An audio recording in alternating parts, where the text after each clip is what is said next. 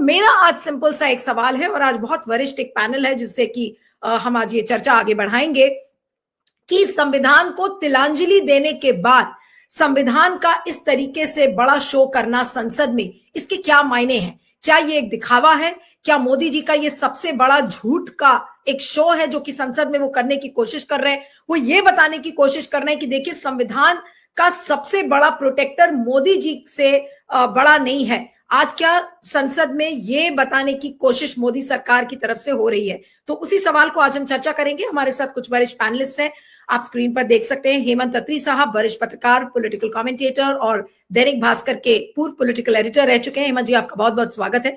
Professor SSP Singh Delhi university से political science department के बहुत सीनियर प्रोफेसर है, आपका भी सर स्वागत है।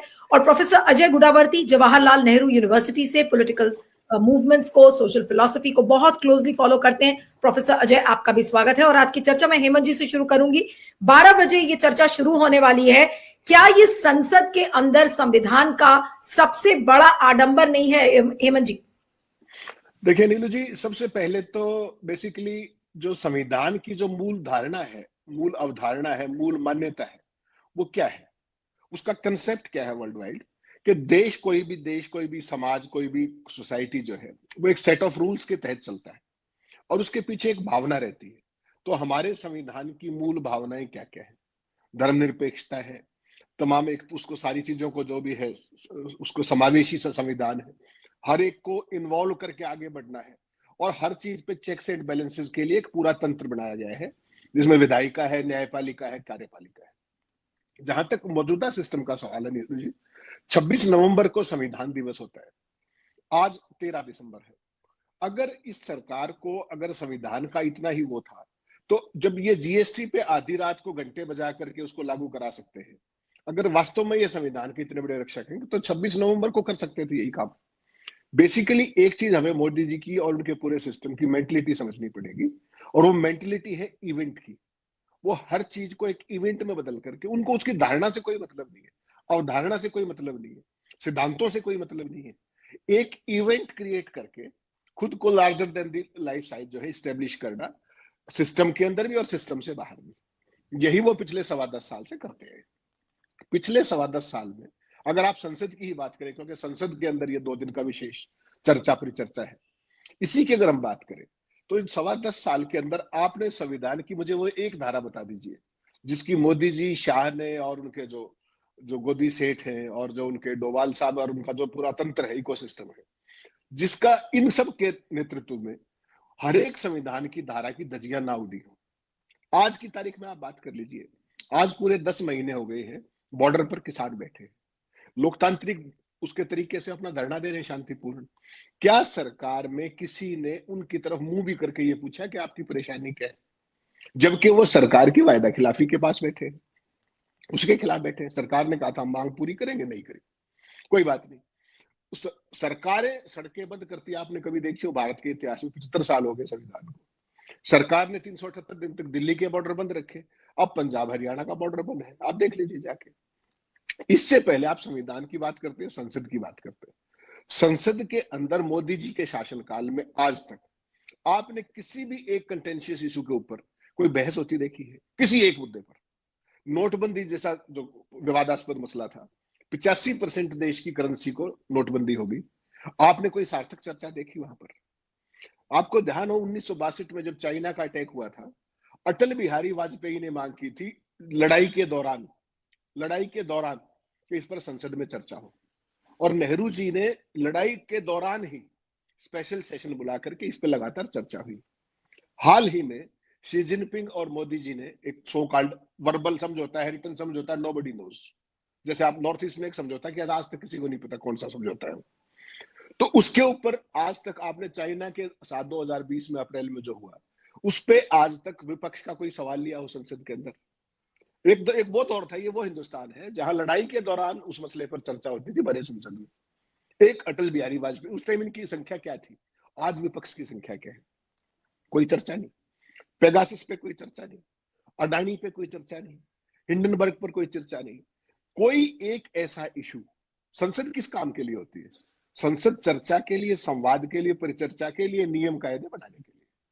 कोई भी कानून आता है ओवरनाइट उसको पास कराने की मंशा रहती है। आपने किसान बिलों का हाल देखा होगा, तमाम वापस भी ले लेते हैं। अभी ब्रॉडकास्ट बिल का आपने देखा। तो ऐसी तमाम चीजें इस सरकार ने बेसिकली, देखिए संविधान की मूल समझ इन लोगों को कभी नहीं रही है। और अगर सही मायने में आप देखें तो हेमंत संविधान जी, के बात ये है, मजे की बात ये है कि आज जब आप ये बातें बता रहे हैं, कल ही कैबिनेट ने वन नेशन वन इलेक्शन को मंजूरी भी दे दी है। जी जी जी, नहीं वो उसके पीछे उसके पीछे भी एक खास अवधारणा है नीलू जी, उसको आप ऐसे नहीं मान सकती। जब मोदी जी फंस जाते हैं तो वो बड़ा कुछ निकाल के लाते हैं, तो इसको रखते हैं इस तरह की चीज, उनके थैले में तमाम तरह का सामान रहता है। अब जब हिंडनबर्ग अडानी पे चारों तरफ से फंस के खड़े हुए थे और जो उनका जार सोरोस भी नहीं चला, तो फिर वो क्या करते बेचारे? फिर वो वन नेशन वन इलेक्शन ले आए, उसको जेपीसी में भेज देंगे। देखिए मोदी जी को पोस्ट डेटेड चेक्स की बड़ी आदत है, और अनडेटेड चेक्स कहिए आप उनको। उन्होंने तो महिला आरक्षण लागू कर रखा है, पता नहीं आपको इस देश में महिला आरक्षण का कानून पास कर दिया, वो कब से लागू हुआ ये नहीं पता। ऐसा कानून आपने दुनिया में कहीं देखा है? कब लागू होगा, किस सूरत में, कोई मतलब नहीं। इसी तरीके से वन नेशन वन इलेक्शन ले आए, पता है कि ये व्यवहारिक नहीं है, उसके बावजूद ले आए। क्यों? क्योंकि नैरेटिव चेंज करना है। थैले में से कबूतर निकाला, छोड़ दिया, और तमाम जनता उस पर लग जाती है। आपने पिछले दिनों देखा होगा, जब देश की बात आई तो उसमें क्या कहा कि भारत का नाम बदल देंगे, इंडिया अलायंस, इंडिया हटा देंगे, भारत रहेगा नाम, भारतवर्ष रहेगा। और पूरे देश के जितने भी डॉगी चैनल हैं, सैकड़ों बहस कर डाली इसमें, सैकड़ों बहस, बिना किसी मतलब के। क्यों? क्योंकि Modi ji had lost the narrative. और आज की सत्ता की अगर आप बात करेंगे, ये संविधान के पालक तो कभी रहे नहीं, तो मानते ही नहीं। आप इनका जो पितृ संगठन है उसकी हालत देख लीजिए, वो कौन से कानून के तहत रजिस्टर्ड है, बता दीजिए आप मुझे। उनकी क्या मेंबरशिप है, उनका कोई इनकम टैक्स का क्या सिस्टम है, उनकी इनकम और एक्सपेंसेस का क्या है, कुछ नहीं पता। सब कुछ ये अपने हिसाब से चलाने के माहिर है।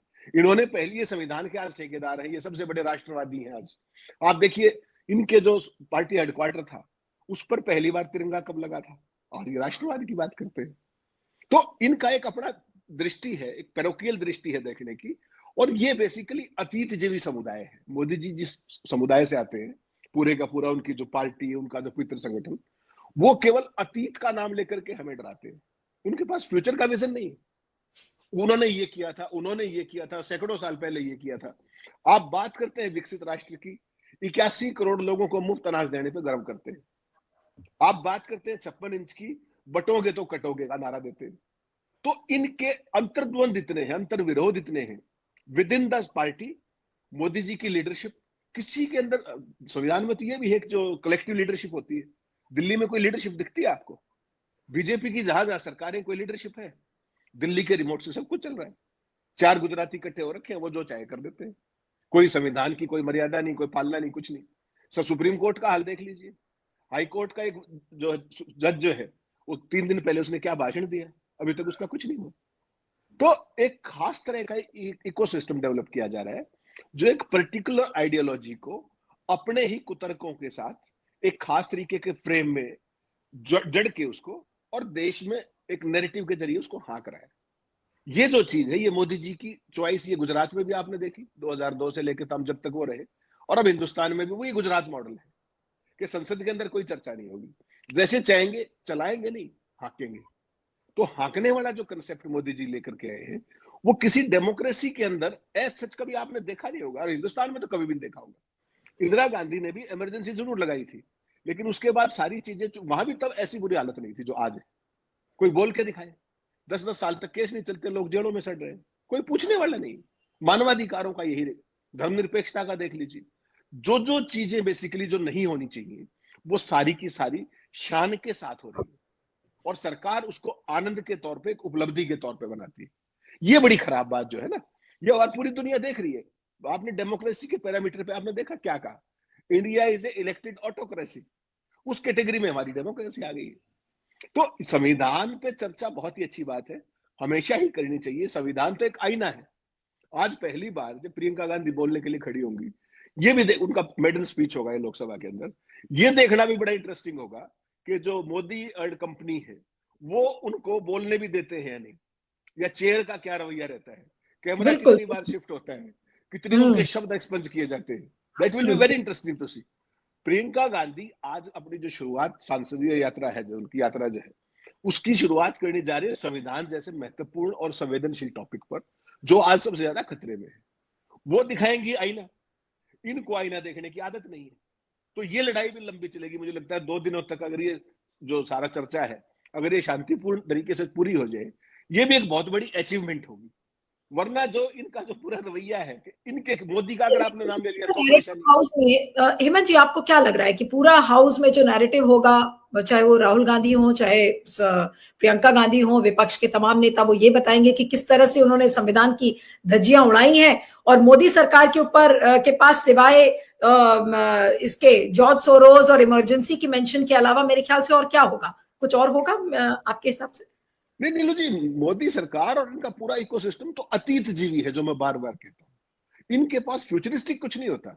ये शुरू करेंगे नेहरू जी से कि नेहरू जी ने ये गलत किया, उसने ये गलत किया, इन्होंने कुछ गलत नहीं किया, इन्होंने सारा ठीक ही ठीक किया, जबकि इनको ना तो ठीक का पता ना गलत का पता। इनको केवल हाँकने का पता है, सुनने की इनकी आदत नहीं है।